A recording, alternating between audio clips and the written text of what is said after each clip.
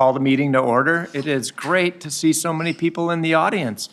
Welcome to the Environment Committee. We're super excited about today's agenda and really excited to hear from our fantastic interns and all of the great projects that you have been involved in for these last few months.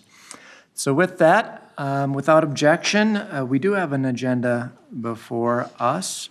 And that takes us to our second item, which is the approval of the minutes from July 26, 2022. Is there a motion to approve those minutes in a second?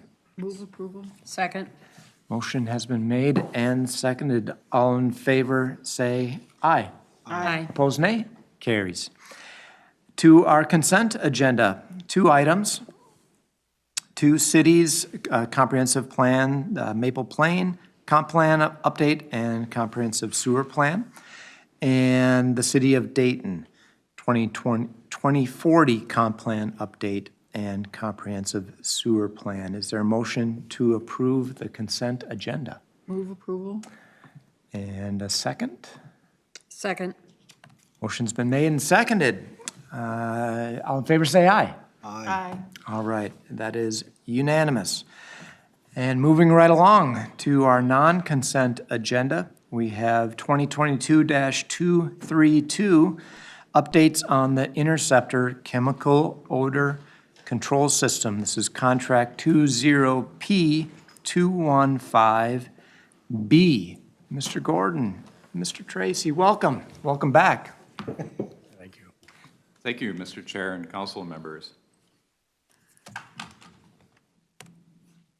Tonight, presenting a business item, as you just mentioned, Mr. Chair, 2022-232. Mces is currently has 16 operational chemical feed sites which deliver bioxide, calcium, which is calcium nitrate solution, to the Interceptor system to manage odors and corrosion. And our current service is using proprietary equipment. You probably remember the name Evoqua. And they are ending their purchase order arrangement with us on July 31st of this year. The current service has not really fostered a competitive bidding environment, and remember last year we went with a business item for an award of a contract to Rice Lake Construction Group for both constructing 16 chemical feed sites that would have non-proprietary equipment, and a second contract that would have the services and supply for a 10-year contract. The contract to build out that first contract is a design build contract, would include tanks, dosing equipment, piping, and some monitoring equipment. And the second contract is the services to supply the chemical odor control equipment, maintain the systems, and an option to council's decision have up to 2 5-year extensions. So here you see a map of the chemical odor control sites in the metro area. 12 of them are lift station sites and 3 of them are meter sites. And one of them is a maintenance access area in Roseville where we feed chemical supply. So the second contract I was referring to before, contract B, previously authorized on September 8th, 2021, an amount of approximately $35 million for 10 years with an option at council's discretion for 2 5-year extensions. And based on delay in construction start and supply of materials along with an increase in market price and delivery cost, Mces is requesting an amendment to that contract. And some of the things that go into that delay is just simply the switch between using proprietary and non-proprietary equipment. We can't flip the switch one day and just end up using non-proprietary equipment the next day. as well as we can't be feeding dioxide at all these sites and then all of a sudden flip a switch and be using a different supplier. We divided the 16 sites into 4 groups of 4 with a transition plan for the services between Evoqua and Rice Lake Construction Group. We knew this was going to be a difficult plan to come up with. We began working early in the spring on a plan with Rice Lake Construction Group and came up with a feasible plan back in June and began working on a contract amendment. Part of that also included the escalation of chemical pricing that we've seen across the entire market. Rice Lake Construction Group had gathered chemical pricing from all across the nation for our comparison. We picked, surprisingly, Evoqua was very competitive and willing to work with us on a transition plan. Also in that was just simply how to handle the equipment that was currently on site or decommissioning. So part of that, we also included some costs for decommissioning. So as I said, on July 31st, we ended our purchase order with Evoqua, and with that termination change comes trying to be within the contract award amount, actually try to change the contract term, so no longer a 10-year term, but it'll be more like a 7-year term. Because we came before council in September of last year and stated the 10-year term for the contract, and now we'd like to change it to 7 years, it was appropriate for us to come back in and have a ratification of that change. And so with this, the proposed action is that the Metropolitan Council authorizes Regional Administrator to negotiate and execute an amendment to Contract 20P 215B with Rice Lake Construction Group to reduce the contract term. And with that, I'm prepared for any questions. Any questions for Mr. Gordon? Please. All right, thank you, Chair. My big question would be is why are most of the sites west of the cities? Is there any, one, two, like what makes more of our sites on the west side? The west side, Mr. Chair, of our system is mostly around Lake Minnetonka, and that's where you have the greatest amount of lift stations, which leads to a lot of odor releases with standing sewage and lift station wet wells and force mains that go anaerobic and have discharges into our system. So naturally, just the topography lends itself that way. All right, thank you. Good question. Other questions? Thank you, Mr. Chair. A 10-year term to a 7-year term, that's a pretty substantial increase in cost. Did we not see this coming, and why were we struggling to get the transition done too? So, Mr. Chair, the cost, we were approximating at 7 years. We've post our bidding of this work and actually signing the award to Rice Lake Construction Group.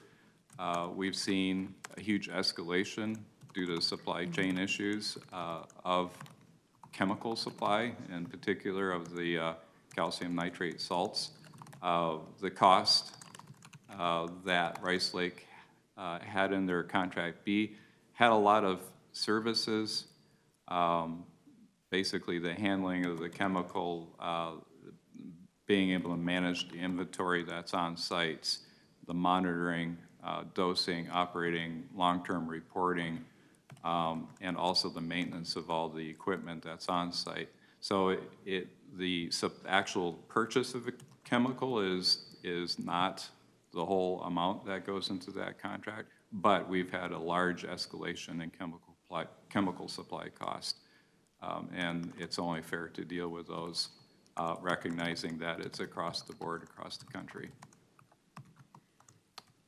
Follow-up? Yep, please. So I don't recall us redoing a contract at any point for change of cost. Usually it's locked in, and then, you know, if the prices go down, the contractor comes out better. If the prices go up, the contractor eats the difference. So why is this different?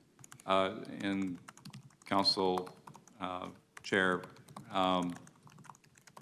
given the circumstance where we did review pricing from across the country and we've looked at what their cost would be, and they've held their cost, they've been very straightforward in holding their cost to what they said in their proposal, but just looking at their supply cost, this escalation of cost is something that we'd like to address within the existing contract. If we don't address it here, then we're going to have a larger issue yet, which is going through the contracting process and not having any chemical feed or supply for the normal contracting period, which would be another 6 to 8 months. Great. Please go ahead. Thank you, Chairman Strom. I just kind of liken it to my iPhone. I really like my iPhone, but it takes a specific cord. It's a proprietary cord that charges this, you know. So to change and to get away from that proprietary, it takes a little bit to make that happen, and I can see how we could have some issues with that. And you can't just flip a switch and be done with one and go to a second one, second system overnight. It takes, you know, we don't want orders, so it just doesn't happen at a flip of the switch. And I'm glad that we could identify this early and be able to address it now. So that's just my comments. Thank you. Good comments. So the cost of calcium nitrate, say over the last year, I've heard Ned Smith talk about this as well. Has it gone up 5%, 10%? What's your estimation on that? Mr. Chair, I don't have an exact, no, do you have a? Ballpark. Mr. Chair, thanks for the question. To best of my ability, I was talking to my ABUM today, and we used to pay about 71 cents per pound. They sell it by the pound. I just looked at the contract for Rice Lake, and it's gone up to $1.21 a pound. And the escalation looks like once we complete the transition to next spring, it's going to go up to $1.26 per pound. So the council is experienced increased chemical costs across our board.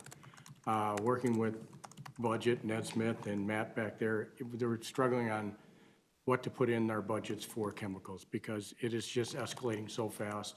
Our suppliers cannot promise us a number. They won't bid a contract for long term because they're not sure what they're gonna have to absorb. So we're all in a really tough situation here, so we appreciate your consideration in this. And this has been a tough one, and I know Adam's been struggling with this emergency declaration, so I thought I'd sit up here and try to support him best I could.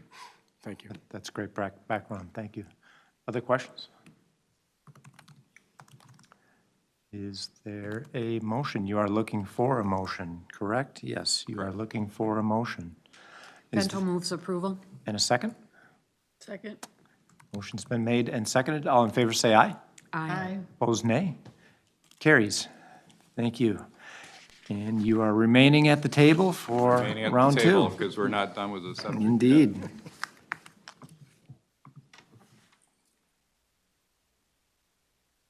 I'm assuming, Tessa, you're lining it up? Our Good. AV professionals in All the right. back are pulling up the second presentation. There it is. Oh, yeah. All right. So I don't think I properly introduced you last time. Sitting to my left here is Bert Tracy. He's the director of our Interceptor Services Business Unit. My apologies. We have business item 2022-233, which is a ratification of an emergency declaration for purchase of odor control chemicals. I've reviewed this recently with you for an emergency declaration, and we had up in the Brooklyn Park area. We basically declare an emergency in which we have a health, safety, or welfare to the public issue, and it allows us to take immediate action to ensure things are corrected. Typical examples are failure of an interceptor, as we had in Brooklyn Park, because of corrosion, creating an issue for either roadway or to the public.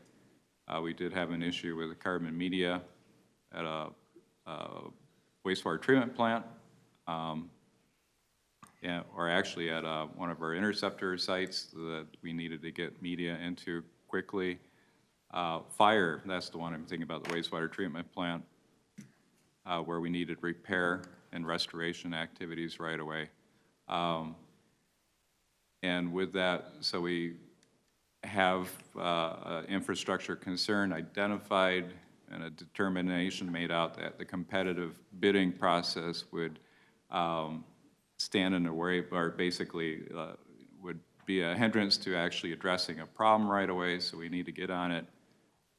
We prepared that by filling out the emergency declaration, and it goes through the general manager of environmental services and then to the regional administrator who has the authority to execute that emergency declaration. At which point the contractor who is selected can begin work on and works with a council authorized representative, so one of our construction, as we affectionately call them, cars. If it exceeds $175,000, we'd like to come back to you to get ratification of that emergency declaration. So again, the 16 sites, this is a repeat of the previous presentation where we have nitrate salts and introduce them. The issue here was that our existing agreement ended on July 31st. We did have a plan going forward into June to come to a contract amendment, but with review of the business item that we used to award, and knowing that we had the 10-year term in there, we wanted to come back today and actually get that ratified with you first. But in the meantime, we still have this gap in which we have to supply chemical to each of these sites. So it was suggested to go through the emergency declaration route to make sure that we had continuity of service. So total of the cost is approximately $400,000 to keep that going through this month and into next month to basically wrap up the construction or the contract amendment to contract B, in which case, and we'll take that amount off of the cost of the total contract. So this is an advance to make sure that they have continuity of service going forward. So the proposed action is that the Metropolitan Council ratify the emergency declaration to purchase odor control chemicals and operation maintenance services for the 16 chemical odor control sites. And with that, I'll take questions. Any questions? Seeing none, is there a motion and a second? I'll make a motion to approve the item. Thank you. Second, clearly, we can't just not have odor control for a month or two, so. Indeed. You're giving them the chair's phone number. The chairs. I think the vice chair would take those calls. All right, a motion has been made and seconded. All in favor, say aye. Aye. Opposed, nay. Carries. Thank you very much. Thank you very much. And that takes us to what is always one of the highlights of the year for me and for this committee, I'm sure, which is to hear from our 2022 summer interns. You have been very busy, so welcome to the committee, and you're Hi, here to do the introduction. I am. How are you? Hi, everybody. So, Mr. Chair, committee members, general manager, my name is Andrea Childress. I'm the program technical specialist for workforce and equity. I am here on behalf of Dr. Jennifer Zuhowski. She is the senior manager and the leader of our department, and she is amazing, but she is out today, so you have me, and I'm going to try to be as amazing as she is. This is like an exciting part of the year because all the interns get to come and exhibit what they've done since they started. And they'll do that whether it's a project or the work that they've done, either within ES, the council, or both. And so this year we have 12 interns, one of which is an urban scholar. They were all full-time, I believe, for the summer. Some of them are staying around past the summer and will be working during the school year as well, which is also really exciting because they get to continue what they started over the summer. So with that said, I encourage you to ask them questions, be engaged in their presentations and their discussion of the work that they accomplished.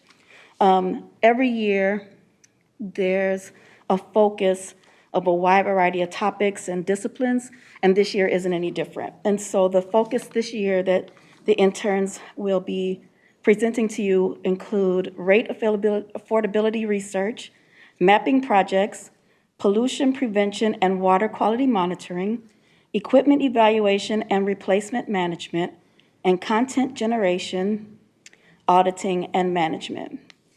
I'm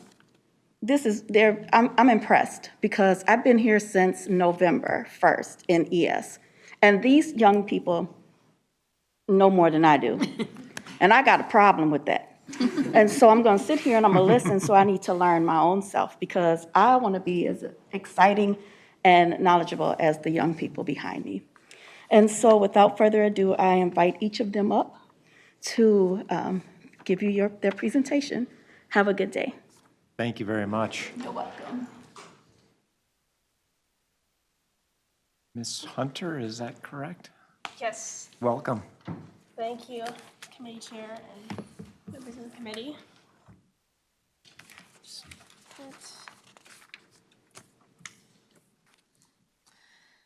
Mr. Chair and committee members, thank you for hearing our presentations today. So,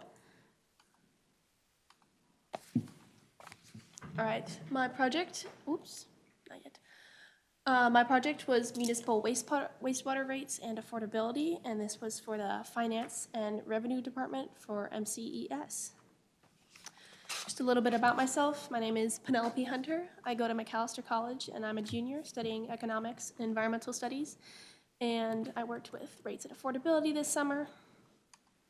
All right, my first project was to update the biannual rate survey for 2022. This involved contacting all 111 cities to find their average annual sewer charge per household. With this information, I converted each city's rate to dollars per year to find each charge per household. With this information, I assisted the principal financial analyst, Dan Schuler, in calculating the region's weighted average annual sewer rate, which is $377 per household per year. In addition to this, the document, which is in your materials there, needed updating for statistics of rates, budget numbers, national rate averages, and other comparisons, which I completed. My second project I see as kind of a theoretical expansion of this first one. So what did I do? I explored affordability of the rates that the communities that we serve. So in 1997, the EPA released a report that set the current standard of wastewater affordability. According to this report, any annual wastewater fee that is over 2% of median household income of a region is considered to have a high financial impact on the customer. This threshold is still used today, but it is controversial. Good alternatives are not readily available, but it is still important to acknowledge the need for change. So I partnered with Corgan Archuleta, a GIS intern who is behind me, and he used the rates that I found and median household income from census tracts to create the incredible map that you also have in your materials. When looking at the map, you can see that the areas with high percentages of wastewater rates to median household incomes are concentrated in more urban areas, which we know to have lower incomes and higher levels of poverty. Affordability is still such a gray area, but more research will have to be done. I really enjoyed working on these projects this summer with the Finance and Revenue team. I learned more about working in the public sector with my informational interviews and how to be a part of a professional team with the help of my managers. This work allowed me to see how my knowledge of economics can be applied in the real-world setting, and exploring this division, meeting with new people, gave me a clearer sense of my options after college and where I can start my career. Committee chair and members, thank you so much, and I am happy to answer any questions that you have. Thank you very much. Any questions? Yes. Thank you, Mr. Chair. This is very interesting. Did it differentiate at all between owners and renters? Because usually owners pay their water bill and renters, it's just lumped into their rent. Committee chair, thank you, committee chair and members of the committee. Unfortunately, we were not able to look at this. It's really hard to know like what areas have like renters and which ones don't. I can speak as a renter that whenever I use less water, I don't see that in my monthly rent bill. And so I can think that most renters also would not experience that. So it is something we definitely talked about and wanted to know more about, but was not able to see that during the summer. Thank you. And maps like this are tremendously helpful in helping this committee make decisions about where to allocate its funds. For example, in the last month or 2 months or so, we approved a program that helps homeowners in St. Paul improve their lateral line, the line to the city wastewater pipe. And so by having maps like this, we can think strategically about helping those with the most burden. And I've heard about things like the energy burden, and the threshold there is roughly 5%. But I've never heard of this wastewater rate burden before of 2%. I didn't know that was a thing, so this is really helpful. Thank you. Other questions? Yep, please. Yeah, I just, thank you. I just had a kind of a question, like on the criteria, like we have 182 different entities, you did, I think, 112. How did you get to strictly population-wise, or what was the criteria to get to the, final ones that you did the study on? Thank you for that question. Mr. Chair and committee members, just to clarify, are you asking about the census tracts? Well, I'm looking at like the city's entities, so like, for example, like Coate says close by, and New Trier is not on here, but you do have 2 townships like White Bear Lake and Empire, so I just was wondering, is it, like some of the small cities aren't on here, so I was just wondering if it was by ability to go, or they're using another water source, or how you got to those entities. Thank you again. I found most of the information on the website already, so it's not a list that I created myself, but one that was provided to me by the MCS website. And so I'm guessing just because they're smaller cities, they're not on there, but. Okay, very good. All right, thank you. Other questions? Thank you for your work. Appreciate it, and great presentation. All right. Thank you. Mr. Thompson, welcome.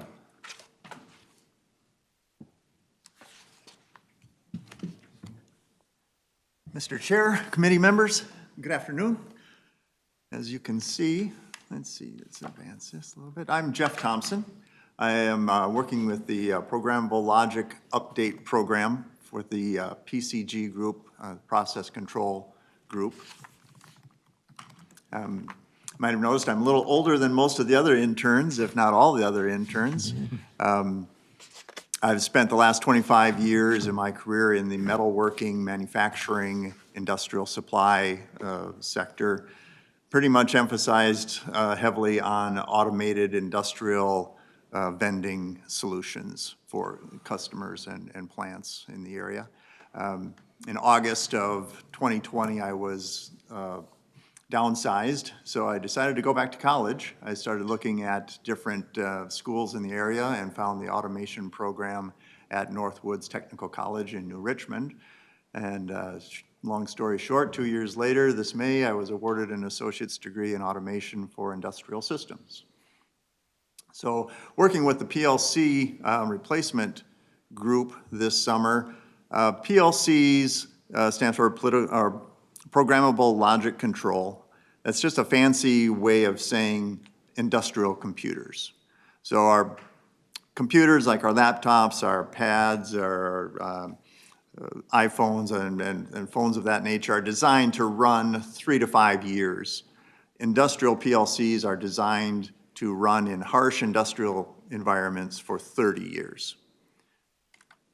With that, we've got a number of older systems out there that have hit that lifespan. We're running about 25 years on a bunch of them. Basically, there's 3 different versions.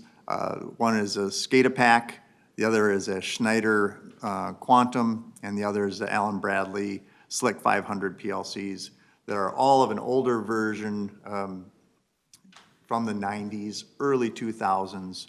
They're all needing to be updated in the next 2 years, 2 to 3 years, that update will take place. This summer, one of the main things that I worked on was our head house update, or redo, if you will. There's a head house pump house underneath the viaduct on Warner Road, which lies outside the land local area network of the major Metro plant. So when that was put in 20 years ago, there wasn't a cable out there, there wasn't a phone line out there, there was no way to talk to that building. So they set up a radio transmitter, so we shoot a radio transmission to the main plant, and that's how we talk to that PLC. Well, there's the viaduct bridge on the top, and the trains come in under the tracks. So anytime a train with a higher visibility, whatever, that radio signal has to have a line of sight to the main plant. We lose connection with that PLC. The PLC keeps running, everything operates, but the operators can't see it. And if it might happen to be a situation where a train comes in and parks for a while, well, we just don't get that data for a while. So this spring, we had a very heavy rain, and one of the valves didn't open in that. It didn't cause a big problem, but there was a little bit of minor flooding. As we looked at it, it's one of those things with the rotisserie chicken, set it and forget it. That PLC, that SCADA-PAC's been out there for 25 years, kind of always knew it was there, but everybody forgot about it because it just works. And that's what PLCs do. So we went out, opened up the cabinet, and like, oh, man.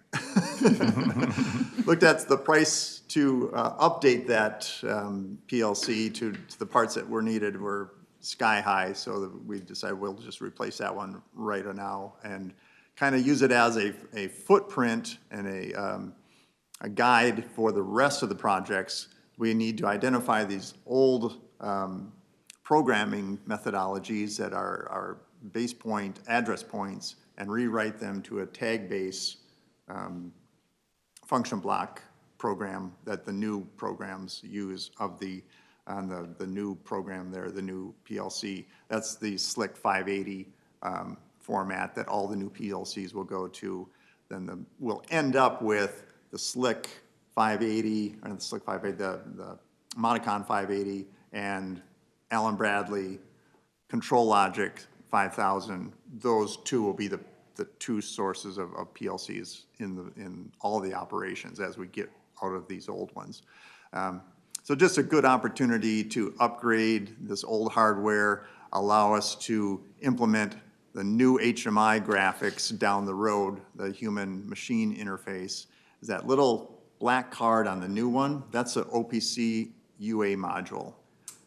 What that does, as the predecessor before, as we started out, it gives us an open source ability to use anybody's HMI and anybody's PLCs. Right now, Schneider and Allen Bradley, they don't like to play nice in the sandbox together.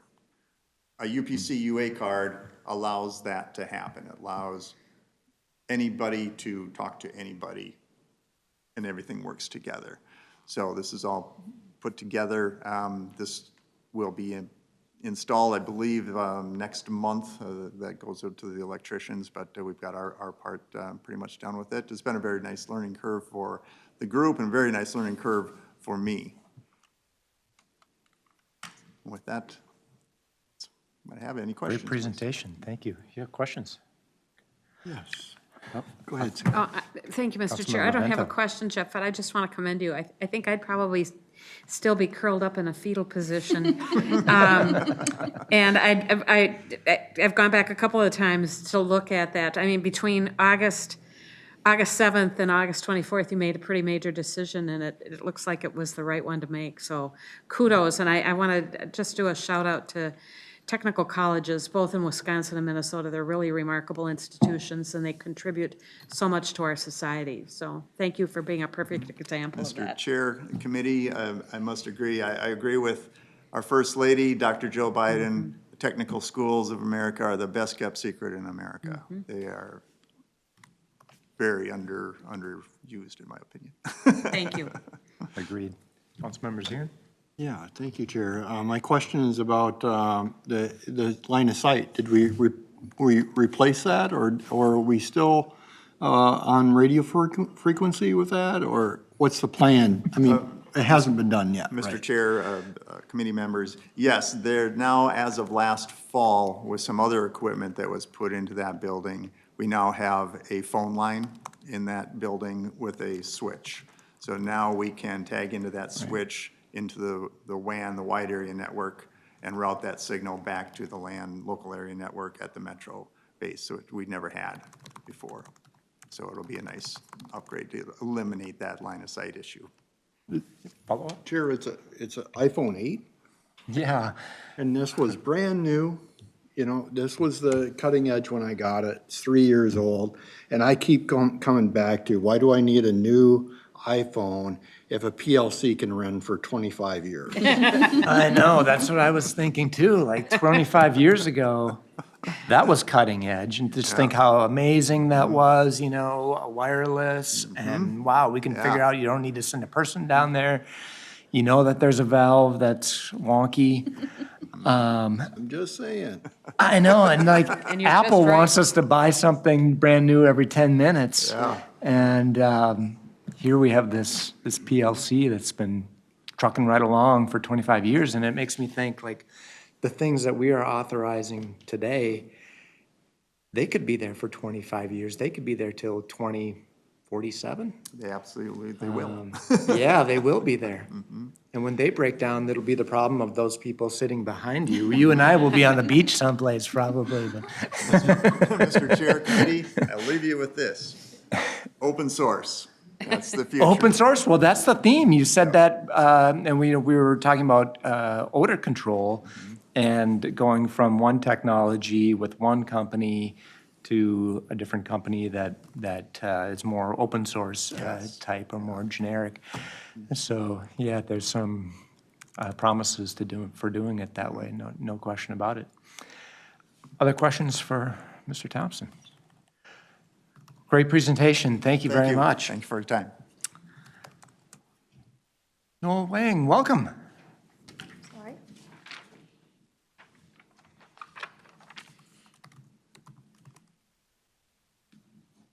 Welcome to the committee. Thank you so much, Mr. Chair and committee members. My name is Noelle Wong, and the project that I worked on as part of my technical writing internship with Mces in Operating Support Services was the Standard Operating Procedure, or SOP, audit project. So just for a brief introduction, I'm Noelle. I am a rising sophomore at Carleton College. I will graduate in 2025 with a prospective major in physics and prospective minors in Chinese and creative writing. My project this summer was called the Standard Operating Procedures Audit Project, and that picture of me is actually me volunteering. I like to survey local wetlands, and so here I am in a pond in Farmington. So I just want to talk about the SOP audit project a little bit. So an SOP, something that the plant operators use in their jobs to ensure that they can carry out the processes and use the machines, effectively and quickly and safely. So due to some content issues, there were a lot of SOPs in our system that were outdated or that had, rendering issues or image issues. And so our job this summer, me and my co-intern Knock, actually, our job was to go in and look at all of these SOPs using some different technology and software. So one of the main skills that I really enjoyed using during this internship was structured authoring and technical writing software called ArborText. So you can see the picture of ArborText down below. ArborText is the software that's similar to Microsoft Word. I would describe it as halfway between Microsoft Word and website editing.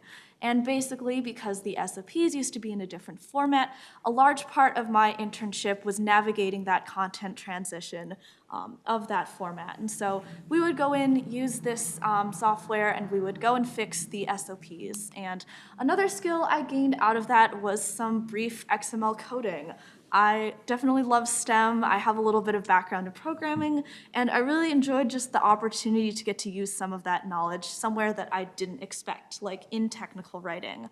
Additionally, another part of our internship was extracting large amounts of data out of Windchill, which is sort of a back-end content management software that we use to store all of the SOPs.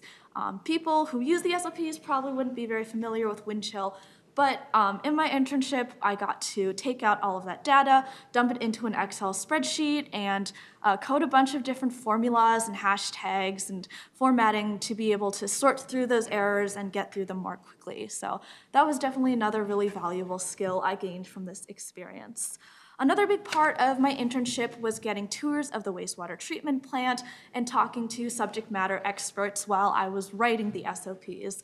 I loved this part, just being able to see how everything in the plant worked and being able to talk to many different people, in all of their various jobs and roles in Mces through those interviews with the Mces and with my informational interviews, which was really valuable just for some career insights. I'm a rising sophomore in college. I have not even actually declared a major yet, and just being able to see all of the various roles in Mces, I talk to people in research, and I talk to engineers, and just people in all sorts of departments, and seeing how all of these parts came together was just really amazing. As someone who's lived in Minnesota my whole life and an avid enjoyer of the outdoors, and natural resource conservation is something really important to me.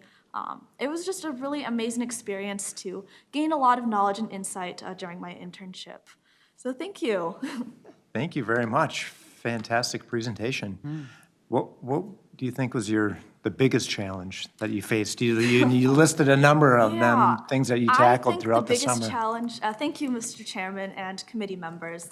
The biggest challenge for me and my coworker would probably be just the software mishaps and the learning curve of using just a completely different system of information management. That was a really valuable experience, and it was really fun, actually, just to come up with new solutions to figure out how to sort through this mountain of information and get through it quickly. I wasn't aware that there was so many different software programs. Yeah. Windchill, I never heard of that one. Right. Wow. Is that on your iPhone? No. No, you don't have Windchill? No. Other questions? Well, thank you very much. Yeah, thank you. Really appreciate it. And your colleague, Knock, welcome.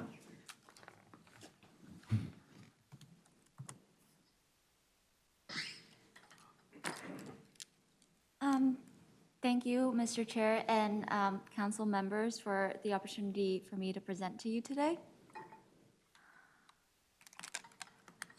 So my summer internship project is the Standard Operating Procedure, or SOP Audit project. I am one of the technical writing interns alongside my colleague Noelle, who just presented, and together we work in training and program support, or TPS, over at the Metro plant. First, I'd like to give a brief introduction about myself. My name is Ngak, and I'm graduating this summer from McAllister College with a major in English and a minor in environmental studies. As I said, I'm one of the technical writing interns, and we collaborated this summer on the SOP audit project. This is actually a picture that Noelle took of me in the tunnel at the Metro plant. For my intern project, I was tasked with auditing SOPs. Just to provide a little bit of context as to why this project is necessary, the Met Council changed their library management system where all SOPs are stored from SharePoint to the new Facilities and Operations Library just very recently. So while this new system is much more suitable to containing large numbers of documents like SOPs, and they make updating information within SOPs much easier and more efficient, it was also a major transition, and that caused a lot of conversion errors. This process caused images and formatting to be corrupted, making SOPs difficult to read and not very user-friendly, which can pose a major challenge to people who need SOPs for their daily job to be performed efficiently and safely. In addition, during this auditing process, we also found information in SOPs that is outdated and no longer relevant, such as SOPs referring to programs or equipment that are no longer in use, and some of them also use an old style sheet. So in terms of the key highlights, some of the most significant outcomes of my project, in collaboration with Noelle, I documented and categorized errors in over 300 SOPs, including both major and minor issues. I also got the opportunity to author and edit SOPs using ArborText, which is a structured authoring tool that we use at the Met Council that utilizes XML coding to create SOP documents based on a template. Furthermore, we are also in the process of updating SOP binders, starting first with Interceptor services. So at every facility, there are these binders that contain SOPs necessary for daily operations so that employees can access information quickly while in the field where there might not be ready internet access. These binders need to be updated as they contain some outdated SOPs. So by updating these binders, we make sure that they are as useful and accurate as possible, as well as improving uniformity and standardization across the different facilities. Because these binders were created by different people at different points in time, and they don't have the same look or feel to them. So as auditors, Noelle and I worked together to streamline the auditing workflow and developing the infrastructure for future auditors. As interns, we are very new to this project, and the project itself is quite new. So us figuring out a workflow that is efficient for us was an iterative process of trials and errors, and we hope that the infrastructure that we've created with the research that we've compiled, as well as the different templates that we've created, will make the auditing process in the future much easier for anyone who might jump in at a later point. In terms of this internship's impact on my career and on my personal development, it was a wonderful experience for me to explore the intersection of my academic interest as somebody who is interested both in English and environmental studies, and as well as put into practice my passion for environmental justice. The tools I use in the auditing process give me valuable and highly applicable hard skills.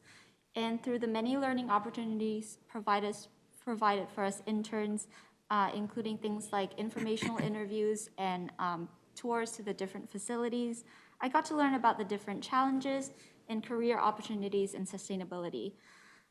Through interacting with many people in various roles across the Met Council, I found that each person contributes their own different skill sets, experience, as well as insights. And together, I developed a better understanding of how an interdisciplinary approach that ties together environmental science as well as social science is essential for water management and ensuring that every member of the community has equal access to clean water. And finally, as an international student, I've only lived in St. Paul for the last few years, but the nature of the Twin Cities and Minnesota at large is one of my favorite parts about living here. And I run and walk by the river quite a lot, and I'm very glad that this internship has given me a much deeper appreciation for what the Met Council does specifically and community-oriented work in general. And that brings me to the end of my presentation. Thank you once again, Mr. Chair and council members, for listening. And I invite any question that you might have. Great presentation. Questions?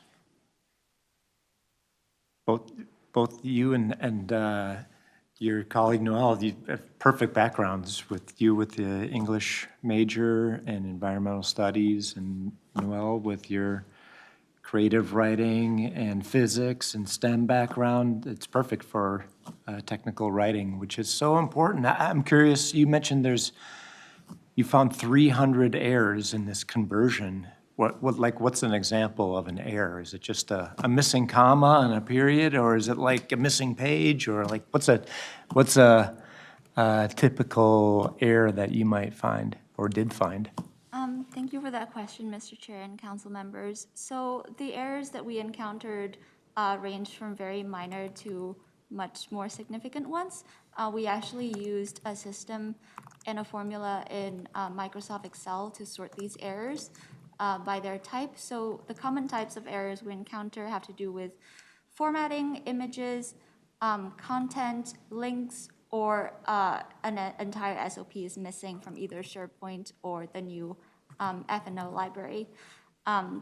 So as I said, these errors can be as minor as an image needs to be resized because it's too small or too large, or the information is incorrect or outdated in some way. Or a very common thing that we ran into is that a lot of the links will point to addresses that are now no longer exist. Makes sense. Thank you very much. Thank you. Great. Thank you for your presentation. And that takes us to our next presenter. Welcome.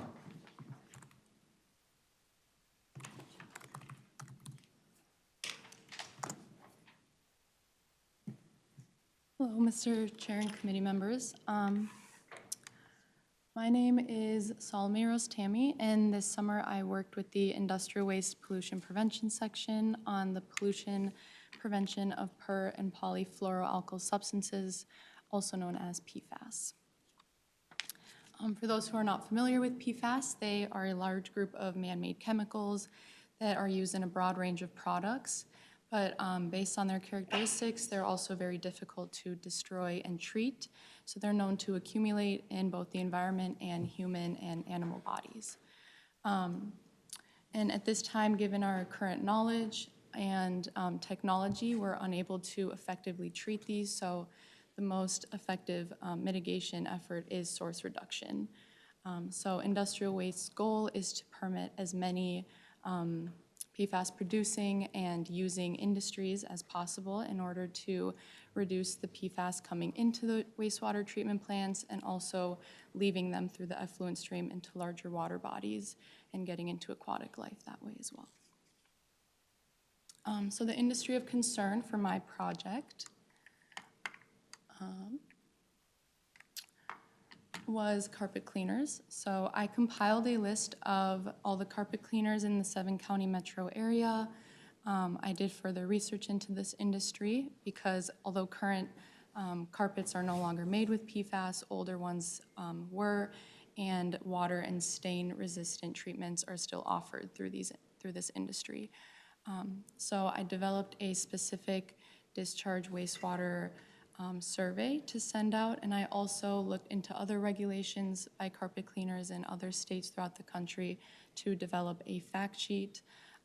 This fact sheet included the goal of industrial waste by distributing this fact sheet, along with a definition of PFAS, the effects of improper wastewater disposal, and also industry-specific best management practices. Alongside my main PFAS project, I also went out on inspections with a lot of the industrial waste engineers to a lot of different industries, which was really interesting to see. I had the opportunity to write an inspection report and dive deeper into the permitting and enforcement process, which I had not learned about in any of my classes, so that was really exciting. And I also worked on updating the treatment plant summaries for internal use within the council. These summaries include details such as past and future plant modifications, average influent, along with plant capacity. These summaries haven't been updated since the early 2000s, and a lot of changes have been made to each plant, so there was a lot of work there. Also, this summer was very exciting because I did get to apply my degree in the real world and use a lot of what I've learned in all my classes. And I also had the opportunity to work on the ongoing University of Minnesota odor investigation, which was very interesting because I got to better learn our interceptor systems and local infrastructure, along with sitting in on meetings with stakeholders like the city of Minneapolis to kind of see how this process is done with delegation of tasks and things like that. And now I'll take any questions you may have. Great presentation, thank you. Questions? Please. Mr. Chair, I'll just make a comment. Solomon, I want to thank you. I live and represent an area of the metro region that has been deeply impacted by PFAS, and so I really appreciate your work on this. I've also been involved personally on issues related to asbestos, and we're exposed to a lot in our world that we don't even know about. Mm-hmm. So your work this summer has been great. Thank you. Thank you. I think that's Councilmember Sterner and then Councilmember Wolf. All right, thank you. I just was wondering, like, when you compiled your list, how many carpet cleaners were on your list in that then, that you came up with? Sure. Thank you for that question, Mr. Chair and committee members.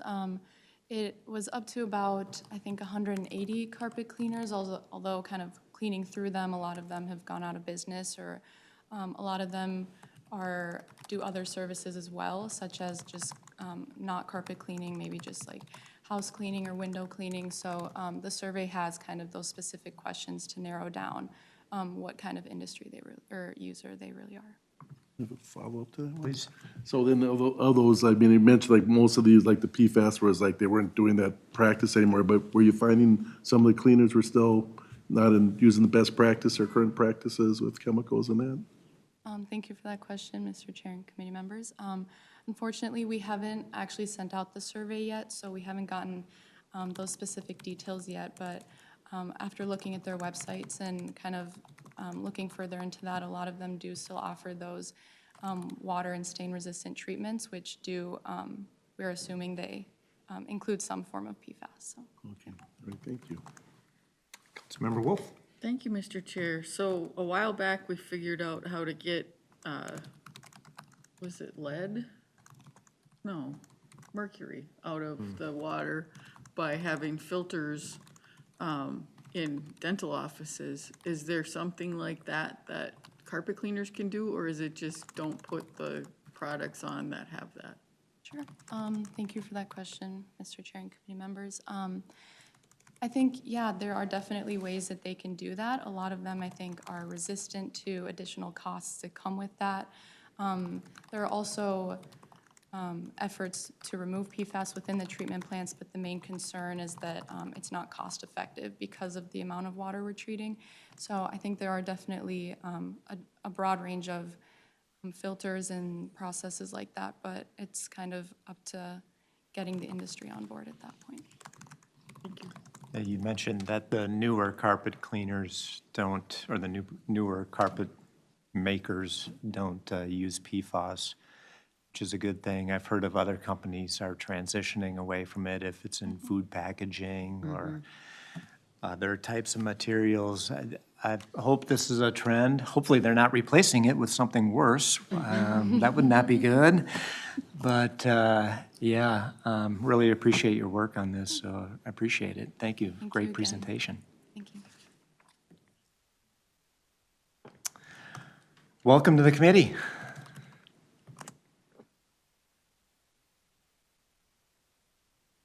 Hello, and thank you, Mr. Chair and council members, for letting me present today. My name is Julia Cedergren, and my presentation is going to be on three-dimensional scans and instructional design work. So just a quick, brief introduction. I attend the University of Minnesota Twin Cities. I'm going to be a junior. I'm double majoring in psychology and graphic design. And I'm going to focus today on augmented reality / virtual reality / 3D scans, as well as my instructional design work, specifically around emergency action plans. So key highlights of the project and also career impact. I got to learn a lot of new innovative technology through my internship. So this included 3 different 3D cameras. Primarily I used 2. One was the Matterport Pro 2 and the other was called the BLK 360. They kind of had different functions. And then I also got to use a HoloLens and Microsoft Guides for augmented reality work throughout the plant. And then I also got to learn Revit and kind of did research into how to convert Matterport 3D camera scans into Revit to create schematics and eventually 3D models of the different areas of the plant. I also got to learn some key instructional design software. So I got to learn Articulate and Articulate Storyline, as well as Articulate Review. And this was a really great opportunity because I had never done instructional design work before. So being able to kind of explore a field that I had never really thought of before and use kind of like the most cutting edge technology for it was an amazing experience. So both of my projects kind of contributed to creating a safer environment in the council. They both kind of did it in different ways. With the AR, VR, 3D technology, it contributed to a safer environment by, our goal is to create trainings with this technology, which means we want to use knowledge retention. So knowledge retention is taking information from our older operators or operators that are leaving and retiring and capturing it and finding a way to teach our new operators kind of like the nuance and how the complicated processes of the plant. And so the best way we're doing that knowledge retention is through training with this AR, VR, 3D technology, because there's been a lot of research done into this technology that shows that when people use it for training, it's really hands-on and interactive, and it almost eliminates mistakes. So that creates, when we have a strong training, that eliminates mistakes and contributes to a safer environment. And then the instructional design work also contributes to a safer environment because I'm working on emergency action plans. And so the emergency action plans are critical regular trainings that everyone in ES has to take every 2 years. So it's really important that they are up to date and all the information is correct. And so my job was to go in and redesign them in a way that represents what the council wants to have for the training, and also making sure that the training is accessible and that there are no mistakes. And so creating an accessible training was something I had to learn. There's a lot of small components that go into creating an accessible training. So what it means to have an accessible training is making it user-friendly for people who have visual or audio impairments. And so there's a lot of small details that go into that. And then one more thing with the 3D AR VR scans is that it also contributes to plant accessibility, because we are able to allow people to walk through the plant without even leaving their home. As long as you have your laptop, you're able to access the scans from the MetNet site, and you can save a lot of time by just being able to look at different buildings in the plant. Eventually in the future, we want to get the entire plant scanned. So it's kind of exciting. So this was a great opportunity for me to explore future career paths. I got to work on a couple different graphic design projects, which was really nice because graphic design is one of my majors. I also got to work with a bunch of business analysts and kind of see what they were doing. I got to work with the Performance Excellence and Analytics group. That's the group I worked under, which is kind of a mix of a lot of different jobs. This was kind of my first 8 to 4:30 job in an office, so it was really a great opportunity to get to work with so many people who do so many different important things.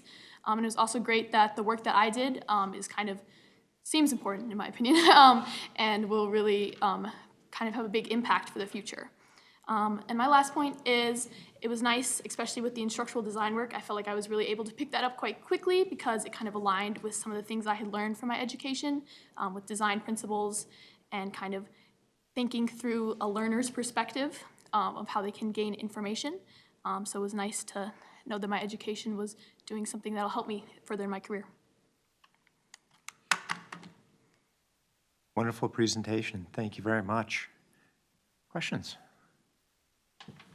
I think about how important this is in a pandemic era that we are in. You know, if you can do training, how do you do a training for 10 people in a pandemic era when you're all trying to learn about something in a small mechanical room? You know, if you can get a sense of that training from your laptop, the 10 people on a laptops wherever they are, that just seems so much better. And like you said, maybe one day we can have the whole plant all mapped out. That seems incredibly relevant to me. Other questions, comments? Thank you very much. Great job. Welcome. Hello, Mr. Chair and committee members. Thank you for having me. I'm going to move this back because I talk loud. All right. Project. So my name is Grace Leonardson, and I'm the project commissioning intern this summer.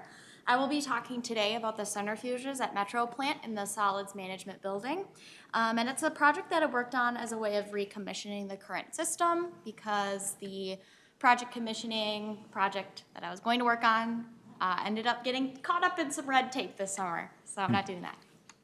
So, my name is Grace. I attend the U of M, and this will be my 3rd year of 5, which means I really get to enjoy my chemical engineering curriculum a little more and breathe. And I'm going to minor in sustainability, and I like to hang out in nature. Let's dive in. At the Metro plant, the solids come together, right? They get scraped off the bottom of the settling tanks, and they form a runny, smoothie-like sludge, and they're stored in a large tank in the basement of that building. And that sludge is made of mostly water, 95% water, 5% solids. So a special chemical called polymer is added to this sludge, and it helps tiny solids particles to stick together more, so it's not so murky, and it forms nice, neat clumps in the water. Next, the mixture is sent through a centrifuge, and it spins extremely fast, separating the water from that solid material. The solid material is called cake, and it is a texture of crumbly, wet clay. And the cake is sent to the huge incinerators to be burned. When the system was installed in 2005, the goal was for the cake to burn without the need for any natural gas at all. But unfortunately, we routinely need to use natural gas because the system still isn't perfect. Wastewater is very complicated. Influent composition changes constantly because we're drawing from mysterious places all over the metro area. And thus, the dewatering system itself does have to change because the chemistry is changing constantly. Given that the system is so complicated, I decided to just take a step back and focus on percent solids measurements themselves because everyone I talked to wanted me to look at different variables. So it was really hard to navigate all this different feedback I was getting, right? So I went to the plant and I spent a few days collecting solid samples, and I recorded their percent solids measured using various tools you can see up there. There's an orange heat tool, a green microwave-based tool, and then the blue bars represent lab samples. Basically what I want you to get from this plot here is that we have a lot of different ways to get these percent solid samples, and we only take a lab sample once a day. That isn't enough data for us to properly monitor what's happening with the compositions as they're changing throughout the day. And so what's happening is we need more data. That's just not enough for anyone to make any conclusions. I ran an analysis on some historical data from a real-time solids analyzer device, and it's called the Valmet Solids Analyzer. It's connected in this image to the cake bin where things come out of the centrifuge, produces cake, and this gives you a real-time value. It puts a little auger in, gets you the percent solids number, and it tells you right away. The reason this percent solids value is really important is because the drier that we get our cake to be, the better that it burns in the incinerator and the less natural gas we have to use. So this is really useful and could be really useful because it gives us a number right away and it's measuring constantly throughout the day, while lab samples are taken once a day and they take 24 hours to process. So at this stage, further analysis does need to be conducted to determine which variables are most critical in reducing the resource usage overall and how we can more efficiently dewater our cake and then incinerate it. The polymer that is used to run the centrifuge process costs the council $3.1 million each year, and we spend $200,000 on natural gas on this process alone. And it's just simply not working like it's supposed to. It's time to start exploring some other options, and we're simply facing a global energy crisis, so natural gas is not getting any cheaper. And I know it's only $200,000, which in reality isn't that much compared to other stuff happening at Metropolitan. But automated devices like the Valmet Solids Analyzer might be the key to optimizing this process, because real-time data is really critical for operators to properly respond to changes that might be happening at an invisible level, right? We just can't see that. So yeah, this internship has been a really great opportunity, and I've had so much time to dive into material science and physics and chemistry, and I love learning about wastewater. So thank you, guys. Thank you, committee. Thank you very much. Wonderful presentation. Questions? I learned that the centrifuge is one of the most expensive parts that we have. I think there's like $100,000, something like that. Correct me if I'm wrong, but I think I heard that number tossed around earlier. So, and natural gas, $200,000. That's a good chunk of change. Plus, if we're wasting it, you know, I mean, you think about where that comes from. That's a fossil fuel. So it could be a waste of money and not particularly helpful when it comes to the climate as well. So very helpful information here. Thank you very much. Thank you, Mr. Chair. Oh, yeah, a question from Councilmember Sterner. Yeah, just was wondering, you kind of mentioned maybe some other solutions. So part of it was actually centrifuge to get the water out so it's more efficient. But the fuel source, would that be another thing you'd be looking at? Or maybe instead of burning it, we would, you know, try to make it into soil and that for agriculture or things like that? I don't know if you look at other solutions you were thinking of. Oh yeah, thank you, Mr. Chair and committee, for that question. There's lots of ways to manage solids waste. Some plants try to sell the product as a way to, what's the word? I'm nervous. Put it on farmland, good nutrients. I don't remember the word, I'm like. Fertilizer. Yeah, that's the word. But basically, you know, you can try to productize, you can try, it's either incinerate, productize, or put it in a landfill. So those are the options. I don't know any details about whether or not we would switch. It definitely seems like the sheer volume that's happening at Metropolitan is just way too much for us to try to productize that, because, I mean, you're really looking at like a plant that's a lot smaller, like maybe Empire size, to try to productize things. There's not really a market nearby that, unless you wanted to ship it across the country, but you really do have, but then you have to install, you know, a whole other building to try to process that. That's happening at Blue Lake, actually, if you wanted to look at that, but. Okay, So, sorry. all right, thank you. Thank you. You mentioned something was caught up in red tape. Don't worry, that only happens once in your career. So you got it out of the way. So yeah, don't worry. Thanks again, really appreciate it. Thank you all. Ms. Mckenzie, welcome. Yes, I'll pull this down. Mr. Chair and committee members, good afternoon. My name is Amber Mckenzie. I'm a Master of Library and Information Science student at St. Catherine University. I'm expecting to graduate at the end of the year. And I've worked on a few projects this summer, but what I'll be focusing on here is the MCES library project. I've been working on strengthening the MCES library as a resource for the council. I started by aligning the collection with the catalog, which involved an audit of each section of the library to reshelve items that had been misplaced, to find items that were on the shelves and not in the catalog, and to determine what items were missing to update the catalog with an unknown location status. I made notes about the procedures I was using for this alignment to be added to the MCES library manual. This process was also a good way to familiarize myself with the collection and the catalog software. I also worked with my mentor, Chris Hess, to create a collection development policy for the MCES library. Collection development policy is a set of guidelines to help a library make decisions around those materials that it includes and discards. This policy helps keep the collection relevant and usable to the community that it serves. For the MCES library, this policy describes the different categories of material that are held by the library, which include archival materials like council reports, from the history of metro area wastewater treatment, as well as both active reference, which is things like watershed management plans or operations and maintenance manuals, and passive reference, which includes titles like Algae of the Western Great Lakes and Maintenance Engineering Handbook. These different categories have different timelines for the materials that need to be included or discarded based on the ways that they're used.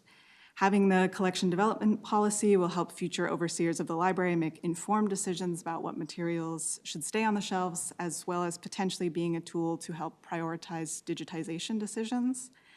Another part of this policy was the withdrawal procedure so that the material that is no longer relevant or useful can be withdrawn from both the physical collection and the online catalog and not continually returned to the shelves when it no longer serves a purpose.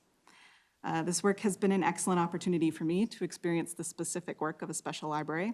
Special libraries are libraries embedded within larger organizations to support the efforts of those organizations. They're distinct from academic or public libraries in that special collections are typically very tightly focused in their subject matter to best aid the information needs of their parent organization. For me, the opportunity to use skills I had developed in the classroom, such as original cataloging, use of library software, metadata standards, and general collection maintenance, both physical and digital, has been very valuable. It has also been a great opportunity to think through the central goal of libraries, which is to provide access to information in ways that are useful to the people who need that information. I'm hopeful that my work in the MCES library will help council staff access and use information more easily in the future. Thank you for your time, and I'm happy to take any questions that you have. Great presentation. Thank you. Questions? Councilmember Stern. All right, thank you. I was wondering how often is the library utilized by the people here already? And then what kind of ways would you say that you could, engage more interest with the use of the library? Thank you for that question, Mr. Chair and committee members. It's a little bit hard to track how often the library is used. We don't have a standard checkout system. It's partially on the honor system and then partially on like file sheets that people write the name of the document and slide into the spot that they've pulled that document.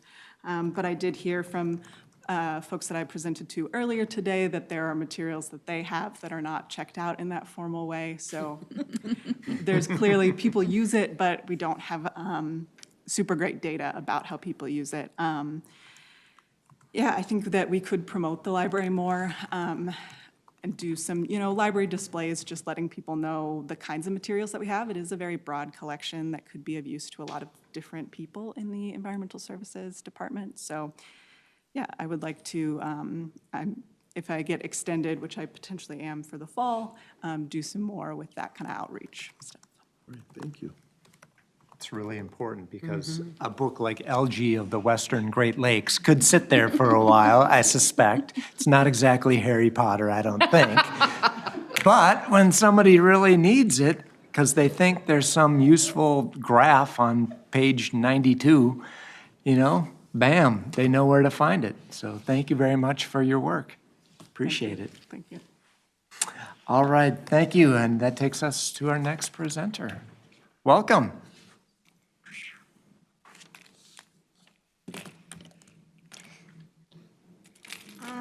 Hello, thank you to the chair and the committee for listening to my presentation.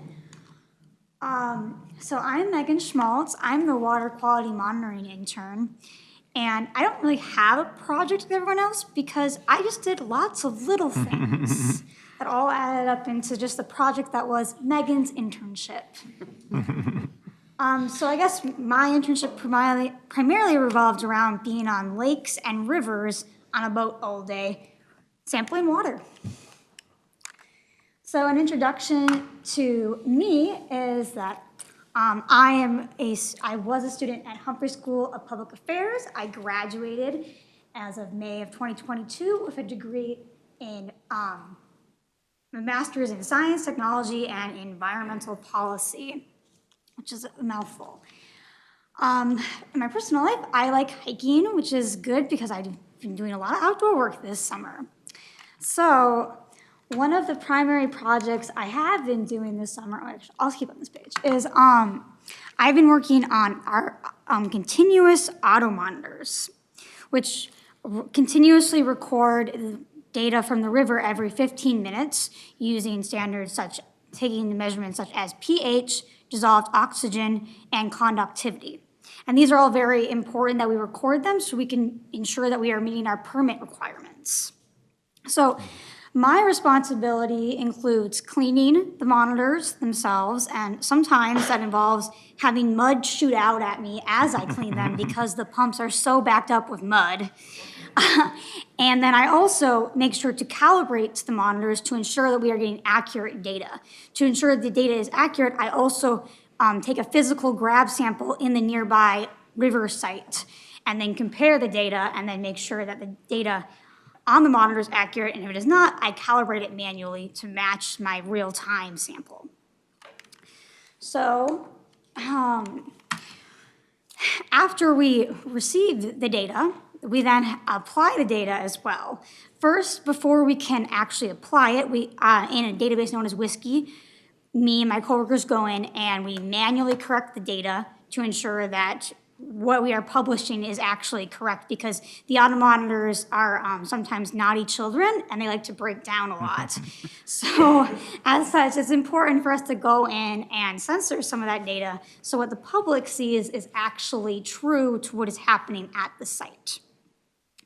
I will note that we are working on the fact that the current continuous on-wire systems are having issues. We are transferring to a SON system, which hopefully means that previous interns will not have to deal with mud shooting at them like I have. They're much more efficient.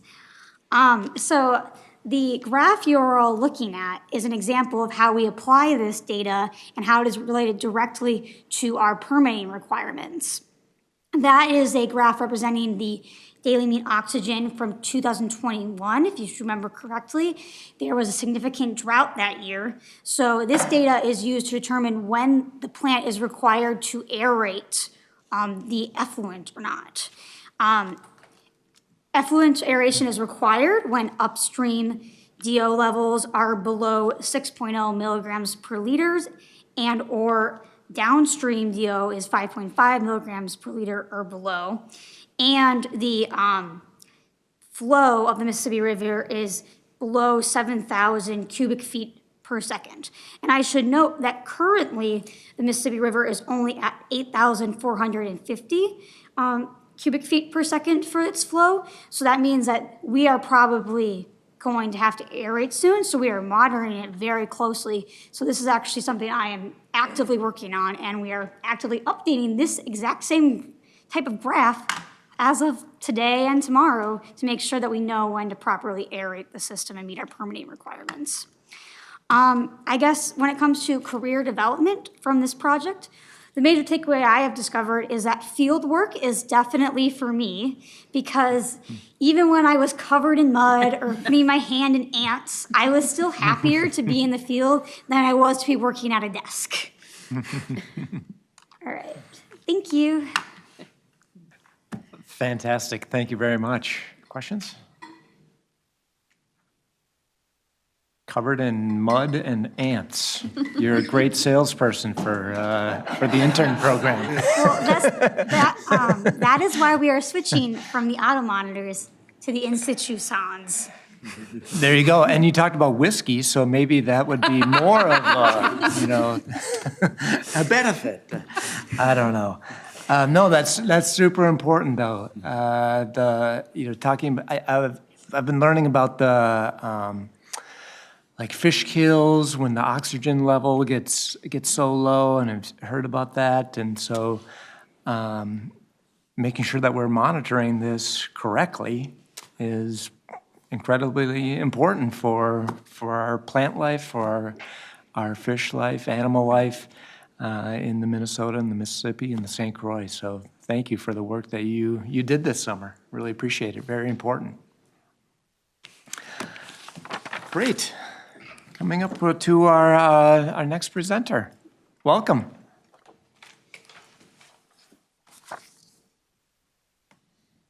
Thank you, Mr. Chair, committee members.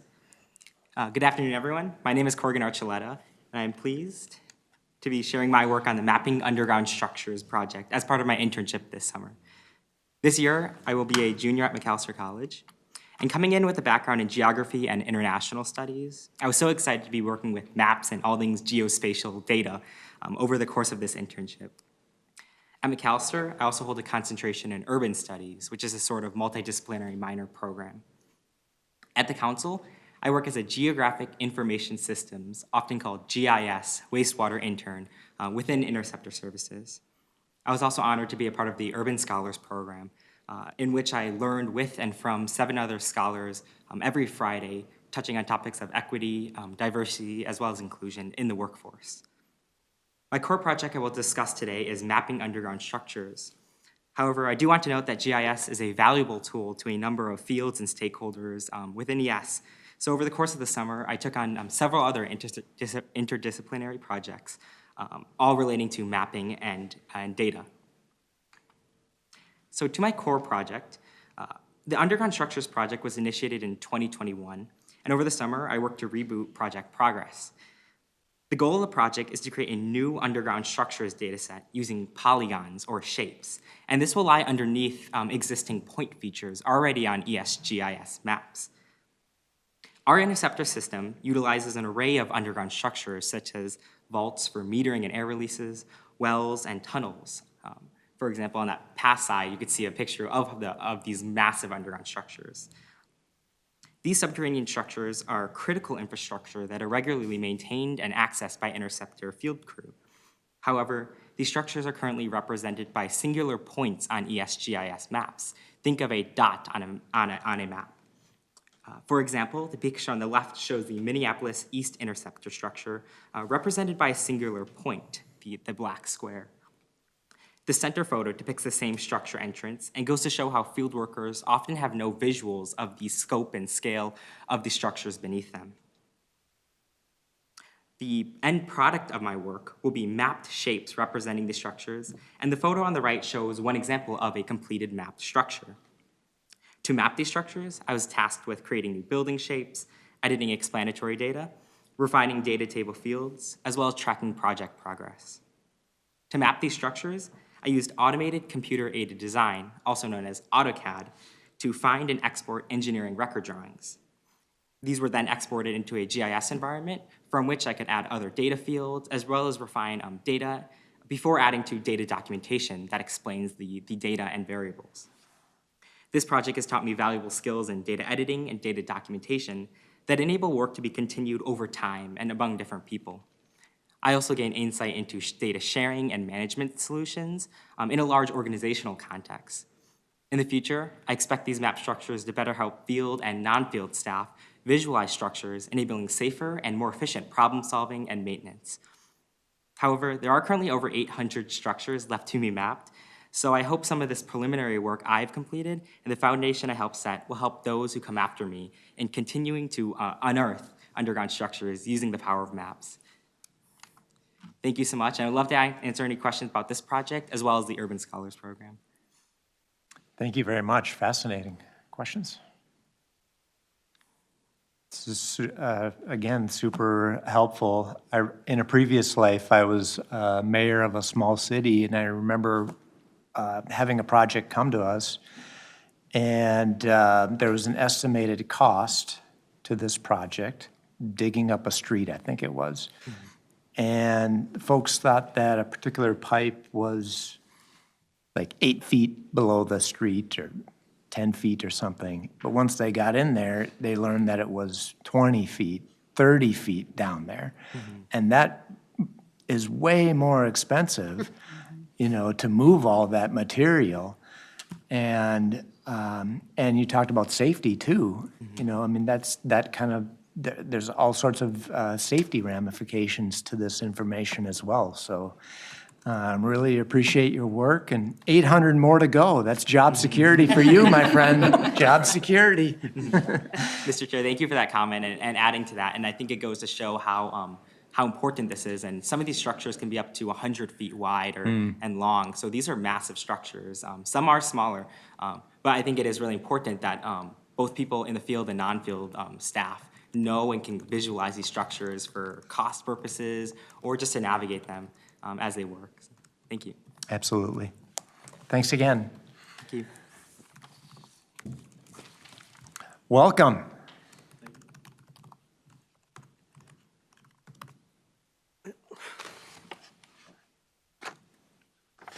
Thank you, Mr. Chair and the committee members for having me here for my presentation. My name is Paul Weiler, and this summer I worked on the Odor Management Program, and I'll be going a little depth about that today. So first, a little bit about myself. Again, my name is Paul Weiler. I am attending the University of Minnesota Duluth. There I am majoring in civil engineering with a focus on water resources, and I'll be finishing up this fall. And again, this summer I worked on an odor management project.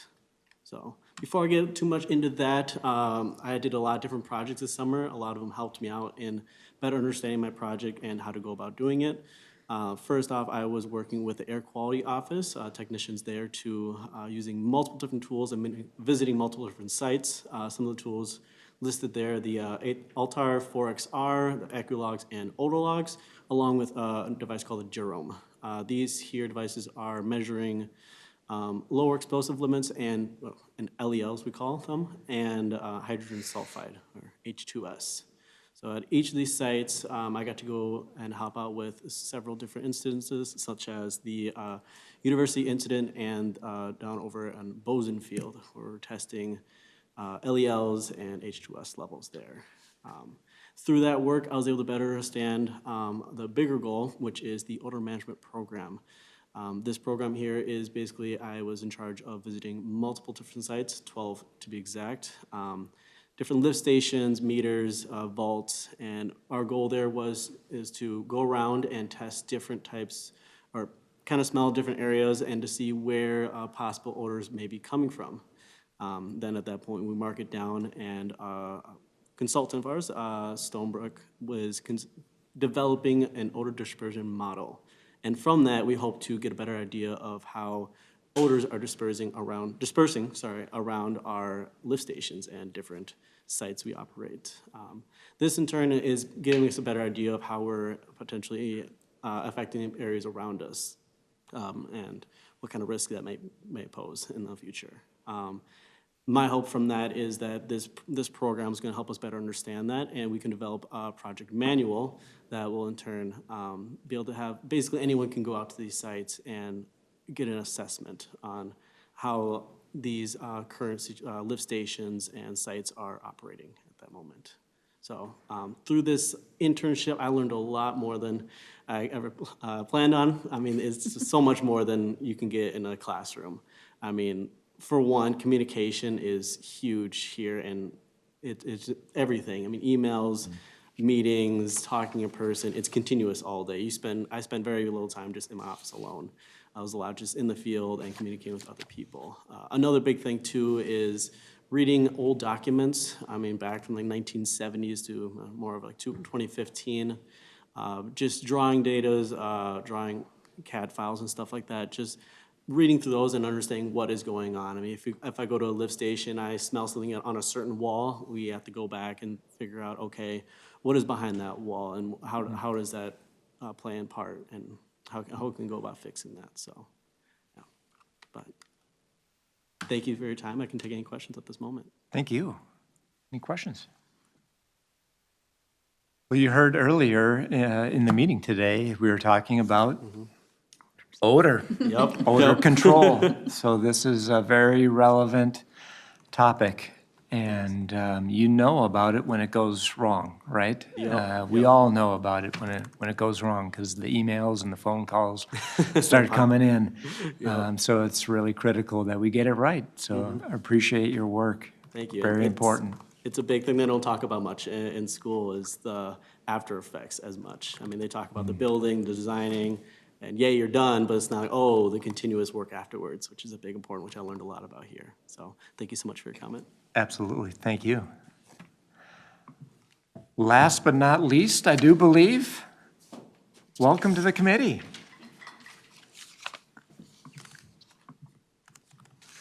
Thank you for allowing me to present today, Mr. Chair and committee members. I suppose I should get to my slide. My name is Karina Bjorklund, and my project over the summer was Metro Plant Operator Created Content. I am a senior at the University of St. Thomas, and I study communication with a minor in philosophy. And I'm a visual arts intern over at the Metro plant, and just once again, over the summer I was working on Metro plant operator-created content. And more specifically, kind of the segment I was working on for operator-created content was something for Wonderware, which if you're unfamiliar with that, that's a computer program that operators use to control equipment remotely, straight from their computer. And so my project was to put together training content for that that's more flexible and adaptable for different learners. So we wanted to create a Wonderware simulation where there's a picture of it on the screen that you see at the bottom. That's what the main screen of Wonderware is. So as you can see, it's pretty difficult to navigate. There's 150 plus icons on there, and all of them will lead to different equipment that operators would work on. And so the simulation, you can click on any of those icons, and it would bring you to a slide of a picture of the equipment that they're working on, a description of it and what it does and how to operate it, and also a link to a 3D scan of the area so operators can see where it is on the plant and sort of get a context to the environment where it's at. And my favorite part about this project and my projects that I got to do in general over the summer is getting to get out of the office and explore the plant a little bit and learn more about the equipment and interact with other workers that I wouldn't normally get to work with either, especially with field operators. It was really fun getting to work with them and figuring out how to collaborate with our different work schedules and work backgrounds and very different working styles. And another thing I really loved about this project is that it's kind of a new thing, putting together operator-created content, where they're the ones who are directing the content instead, and I just put it together and work with them to make it reality. And I can tell that what I'm doing, I feel very appreciated with all the feedback I've been getting, and so it's nice to know that what I'm doing feels important. And then for how this contributes to my professionals, my career development, I got to work on computer software programs like Julia mentioned. I was working on Articulate 360. That's what I used to put together the Wonderware project. And then I also got to utilize the Adobe Suite a lot for my other projects and using Premiere Pro to put together videos and a bit of other programs to use Photoshop, for example, and put together posters. And so it's really nice to know that those are some skills that I can add on my resume and look really good for future employers, and also getting to build on my skills in collaboration and time management and multitasking for sure with all the projects that I was working on over the summer. And just getting to be able to apply my educational background. I took some film classes as well through school, and so getting to apply that into an actual job is really cool, and getting to look forward to that in my career. I think that's all I have for you today. That felt really short, but No, do you that's have any perfect. questions? That was perfect. Thank you very much. Any questions? Yeah, please. I don't have a question of you specifically, but I just want to make a pitch to each of you. This has been fabulous. It's one of the best parts about being on this particular committee. You said it exactly right when we began, Mr. Chair. And I'm a former elementary teacher, and I always get a little melancholy in August as I think about teachers going back to school and starting a new school year. And this year, as have been the last few years, have been really tough for educators. So I would encourage you to think about the teachers you've had over the lifespan you've had so far, and pick out one or two that really have had an impact on you, whether they created the spark for your interest in a science or environment career, or if they help build your confidence or your presentation skills. Think of one or two of them and look them up, send them an email, send them a handwritten note or make a phone call and thank them. I know it'll mean a lot, and I just think you're off to great careers. I will also want to thank the staff at MCES who provided the mentorship and the encouragement. It includes the people listed here, but a lot more than the people listed here. And I can't say enough about this program. I love it. Me too, guys. And I feel like a judge on America's Got Talent. I want the buzzer. Yeah. We'd give you all the golden buzzer. That's great. Yeah, Karina, I love this operator informed content. Like, it may have seemed like a good idea to the software person to have creating this to have 150 icons on a screen, but when you actually get into the plant and you talk to people and you say like, hey, how's this working? And they say like, well, you're not great, or it could go a lot better. And the fact that you were able to tap into that, and that'll have a huge impact in the future. So thank you very much. And thanks, I can't top what Councilmember Vento said. Just thanks to all of you.